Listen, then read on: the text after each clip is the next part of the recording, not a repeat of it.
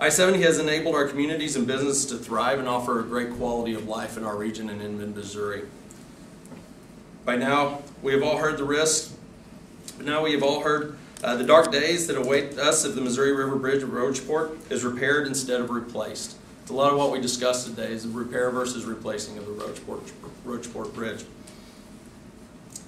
3 to 8 hour delays daily for almost a year, which is not necessarily the vital thing, not what we want to see in any of our communities up and down I-70. This one project will cause businesses and tourists to find alternate routes to bypass our region and our state altogether. Long-lasting damages in exchange for a temporary fix. The economic impact of this is hard to measure, but we do know the losses in our region could be astronomical. That's some of what we also talked today about in our task force. While the bridge is only one example of challenges facing I-70, it is currently the most important part of I-70 and the immediate part that we need to deal with at this time. The 59-year-old bridge needs to be replaced, and that's our target, is to replace the bridge and not repair the bridge. What can we do to fix this problem and to address the challenges still to come? That's why we're all here today. That's why we met with that's why we convened this task force and met today. The Columbia Chamber has brought together county commissioners, city managers, mayors, along with federal representation to address the future of I-70. This group will meet on a regular basis. What we discussed today center around logistics of the task force, such as frequency of meeting and mutual goals. But one thing we all agreed upon immediately, and this is what we started off with, is what we agreed upon is the lifeline of I-70, what it means not just to Columbia, not just to Boone County, but all of the neighboring counties that we have. And what does it mean here to mid-Missouri? It's what we agreed to immediately, and then we started moving forward with just information and talking about the information of the dollars. What does it mean? How do we move through the process, MoDOT's grant that they've put forward, and how do we move together as a partnership with all of our neighboring cities and counties, our legislators on both the state and the federal level. We must act now and together before our vital transportation corridor paralyzes our region and our state. And that's really what we want to make sure to move forward quickly. It is under a fairly short time frame with the legislative session and along with the grant that has been applied for by MoDOT. And so we want to make sure that we move forward in a quick manner to really focus on not just the bridge, but also I-70 as a full corridor. So with that, that's the prepared remark, and I'll answer any questions. We also have our mayor of Columbia here. We also have our presiding commissioner for Boone County here that's more than happy to answer questions as well. So if you have any questions. So Matt, what was achieved today? What work was done? Yeah, so what really was achieved today, I think, was making sure we were all on the same page and everyone has a full understanding of the severity of I-70 and the severity of the bridge. What does it mean repair versus replace? If we repair, if MoDOT moves forward with their plans to repair, what does that mean dollar-wise? But also, what does that mean to backups? What does that mean to the traffic that it pushes through communities that aren't necessarily set up to handle that type of traffic? With a repair, what does that mean to possibly becoming a drive-around state, if you will, one that goods and services start moving around Missouri instead of through Missouri. So when you say that, do you think traffic, especially going through Kansas City, will go north on 29 up to I-80 through Iowa, or down south through Arkansas? What do you mean? A multitude of things. One of the things that was discussed is MoDOT's plans on how they're letting not only communities but other states know that this might be that they're moving forward with the repair, and letting their states know so that they can let all the essential parties know. So yeah, you very easily have those. I mean, not just waiting till they get to the bridge to peel off, but also on the edges from border to border of Missouri, but even states past us. If you're looking 1-2 states over, I think it was a total of 10 states that they're talking to about this one project. And what not only that can mean to us, but getting our other states around us prepared for that. So then what we start taking a look at is that versus a replacement of the bridge. The dollar figures between the two, but how things can be done. One, the bridge would be, if it is a repair, maybe 6 to 10 years, somewhere in that ballpark of what the repair would get, and then we're back sitting at the table again trying to figure out how do we build a new bridge. The repair, this is the last repair that can be done on the bridge. So then after that, they would have to replace it, so we're back in the same room with the same discussions going on, how do we replace the bridge.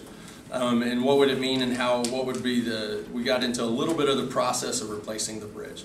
How it would be located a little bit, we didn't go too depth into that. It mainly started taking a focus on how do we work with our legislators, on the federal level and on the state level. If MoDOT doesn't get the federal funding that it desires, have you come up with any alternatives? So that's one of the things we discussed that a little bit, basically from our understanding, and anybody want to jump in, you're welcome to, but from our understanding what that happens, and if they don't get the grant, basically they move forward with the repair. House Budget Chairman Cody Smith expressed skepticism about the governor's bonding plan in February. Obviously, this project is not contingent on the bonding bill going through, but if the bonding bill is pushed through, it would free up funds for projects like this if they got federal funds. If the bonding bill is not passed by the General Assembly, how optimistic are you that MoDOT can find the money for this project? You know, we didn't get into a lot of that. That was part of the conversation. From our understanding, the grant that they put in for is tied to the bond package, the bonding, and so that is really what's being taken a look at now. And I don't know if you had any additional comments on that, or Dan, if you had any additional. Philip, it's a great question. I think what this meeting today really assessed was the value of having a local, state, and federal partnership. And we had mayors and county commissioners from Columbia and Boone County and Cooper and Callaway County. We all talked about the potential impact to our communities with respect to loss of sales tax revenue, diverted traffic through our neighborhoods, backing up and congesting our already frayed traffic network within those communities. Our partners at the federal level, Senator Blunt's office has already met with Secretary Chow and Governor Parson. Senator Hawley and Representative Hartzler's office are completely on board with helping both at the federal level and reaching out to the state level. I think more than anything here, there was an acknowledgement that we need that same level of participation at the state level, both in the House and the Senate, and the bridge bonding program that the governor has proposed is very much an important component of that bridge replacement project. And here's the choice. We can repair the bridge that we have, and in the city of Columbia have a potential $80 million impact when it comes to our economy and our tourism economy, an environmental impact and a healthcare impact when it comes to trauma patients not getting to MU healthcare. Or we can invest in a $230 million infrastructure project that improves highway safety and that has potential rollover impact to all of our communities because traffic is able to move faster, more efficiently. Thank you. Any other questions? And did you have anything?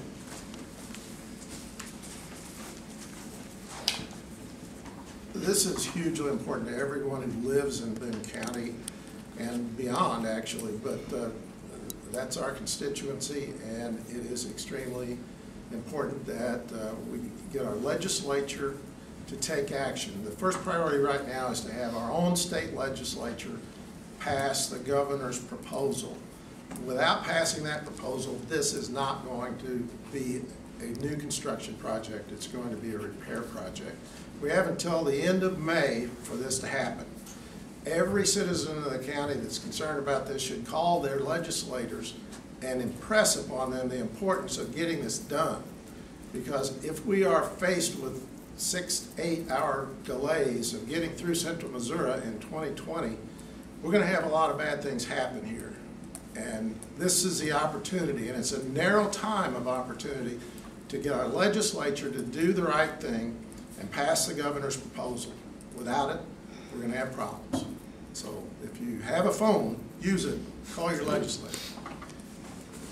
And also we want to say again thank you to all the different partners, the different cities and communities and counties that were here.